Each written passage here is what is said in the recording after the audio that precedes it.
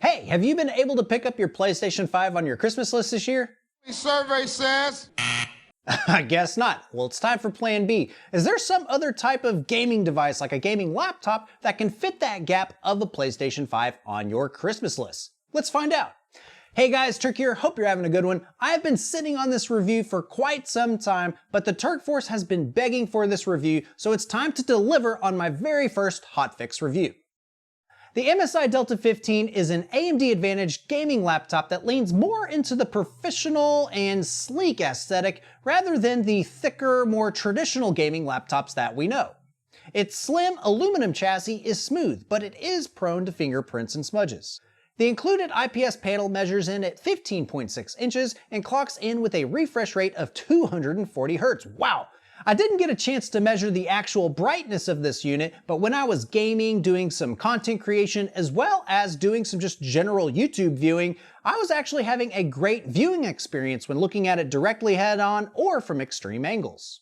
Now, my main nitpick with the Delta 15 is the keyboard. Now, I have been spoiled with gaming on my Gigabyte 15G here. It's got a mechanical keyboard, and heck, even my work laptop, it's very comfortable to type and do extensive, typing sessions. But with the Delta 15, there's a lot left to be desired. The keys are pretty smushy. There's not a lot of travel or resistance in the keys, and it's just not a comfortable experience. And when you're gaming, that kind of comfortability translates into confidence in your character movements, and that unfortunately leads to some big L's on the scoreboard. The touchpad is equally disappointing, with taps translating into drags and less than satisfying clicks. Now let's shift gears and take a look under the hood. Outfitted with the Ryzen 7 5800H, its 8 cores and 16 threads boosts up to 4.4 GHz. Feeding this processor is 16 GB of DDR4 3200. Compared to the PlayStation 5, this processor does appear to be a bit faster, but in fact and in practice, it turns out to be just about the same.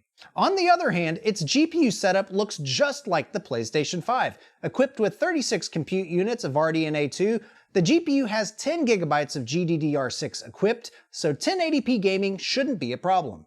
This particular version of the laptop comes equipped with 1 TB of NVMe storage, with an additional M.2 available for expansion. The remaining I/O on the Delta 15 is, well, kind of sparse. Only 4 USB 3.1 ports are available on the Delta 15, which includes 2 Type-A as well as 2 Type-C, which fortunately one of the Type-C ports is enabled for DisplayPort output in case you want to hook up an external monitor. And if you don't have one that's capable of that, there is an HDMI 2.0 port, but an interesting omission for a gaming laptop is of course the RJ45 jack for a network connection. The MSI Delta 15 heavily relies on its wireless connectivity thanks to Wi-Fi 6 in order to connect to the net. Overall, the Delta 15 has some pretty impressive hardware packed into its package. Unfortunately, a lot of the performance is left on the table due to the limited form factor. And you might be asking yourself, why is that? It all comes down to power, baby. The MSI Delta 15 has 3 primary power modes. Thanks to AMD's Smart Shift technology, each mode is limited to an overall system power budget. The goal is to balance the performance needs of the system with the available power and the thermal constraints of the platform. This table highlights the balancing act required by the Delta 15, and overall, each component ends up being slightly underpowered in real-world gameplay. So how exactly does the Delta 15 perform? For comparisons today, we're going to actually be using that same Gigabyte 15G that we've talked about in the past. It has an Intel 10875H processor and an RTX 2060 mobile GPU. Now that's going to be 2 8-core processors with some pretty adequate graphics horsepower, so let's see how they game. Cinebench R23 shows the AMD and Intel parts performing very similar in the default power modes, but by enabling the extra wattage to the Delta 15, it helps it bump ahead by 8 percentage points. Geekbench 5 shows more wins with the Delta 15, but the victory is less substantial, even with the bump in wattage thanks to Extreme Performance mode.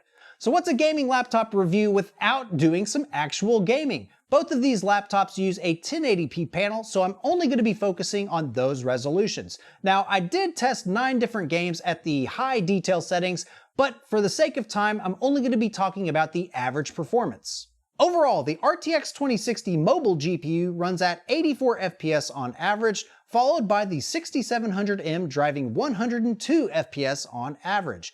That's a 21% performance improvement compared to the 2060 mobile, but the fun doesn't stop there, my friends. Engaging the extreme performance mode adds an additional 9 FPS on average for a 32% improvement over the 2060.